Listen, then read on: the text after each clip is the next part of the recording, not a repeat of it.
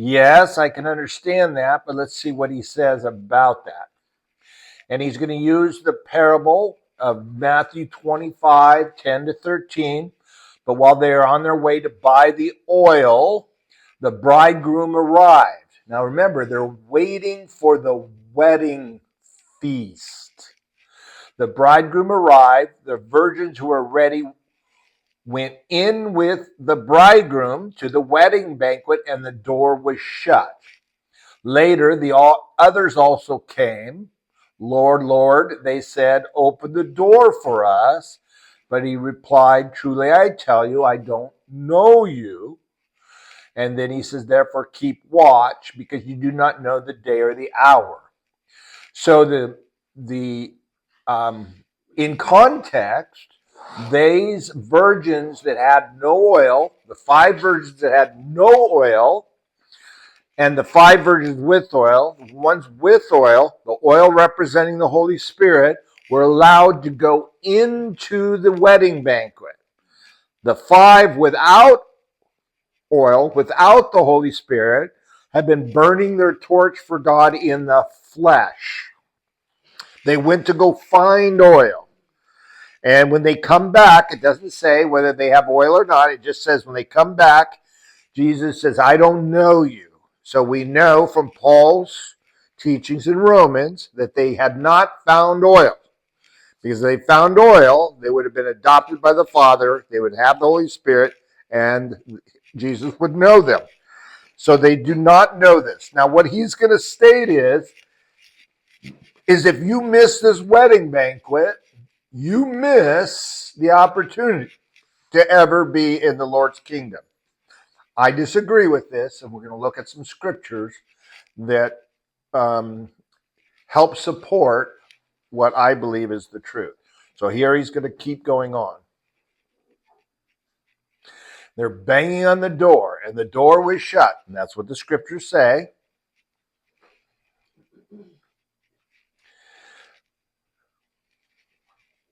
Then he tells them, therefore keep watch, because you don't know when he's going to come.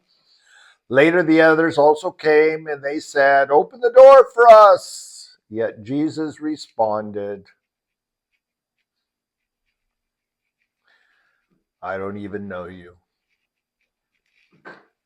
Because they had no oil, for the only reason they had no oil.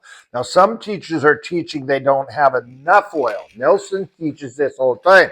He says what they had was not enough oil. They didn't have extra oil. And I hear other teachers saying this all the time. They say, well, they just didn't have enough oil, so they couldn't come. So you've got to make sure you have plenty of oil.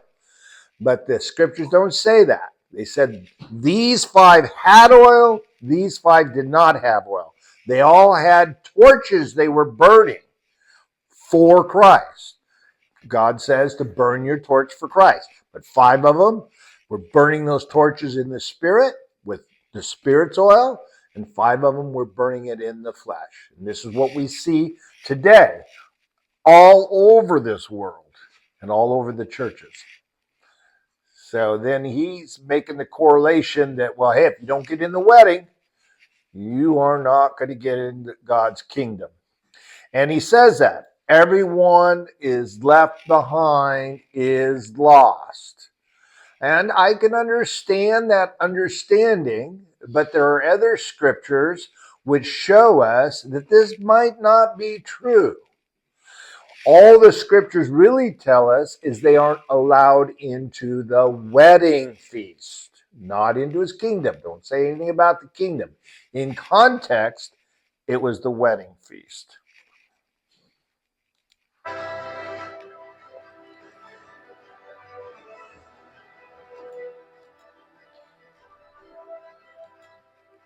And he's testifying that he learned these truths from Jesus.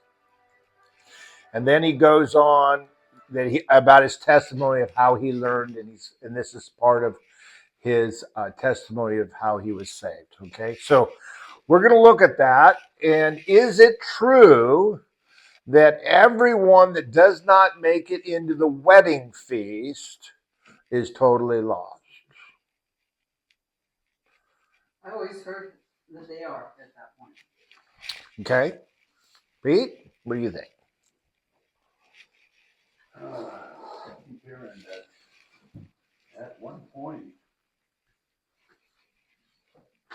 Because when he closes the door, good, Mhm.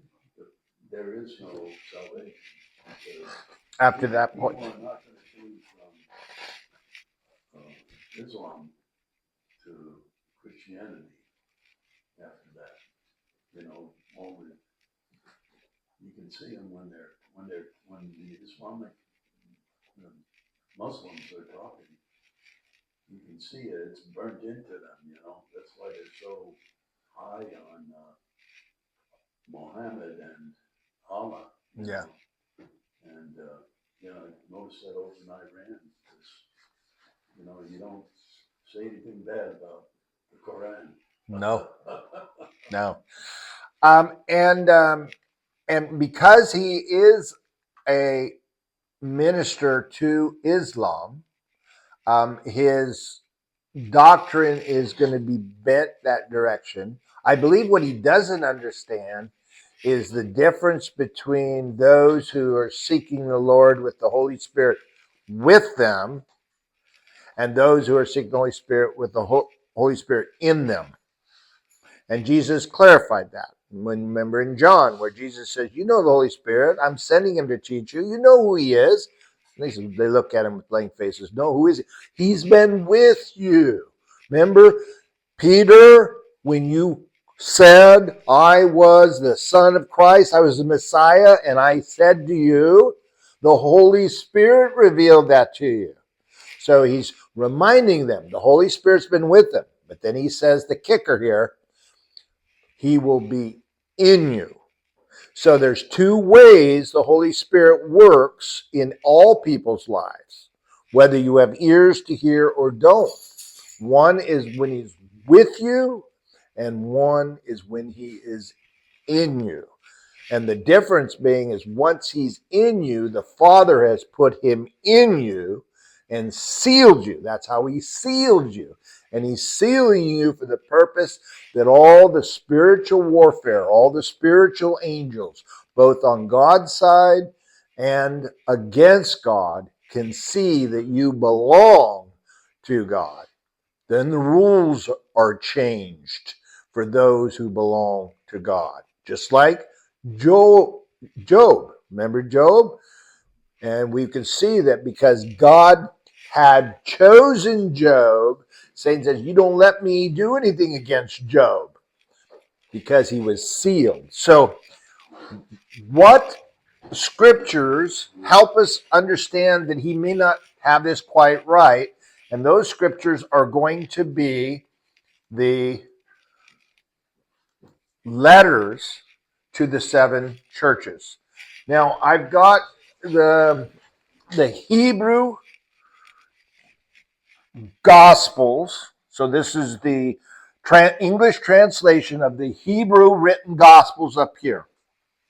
I've got the English translations of the Greek Gospels over right here. So if we want to see what the Greek says, here's the Greek. If we want to see what the Greek translation says, here it is right here. But we're going to read it from, hi, Gene. Good to see ya. So did you get your trailer?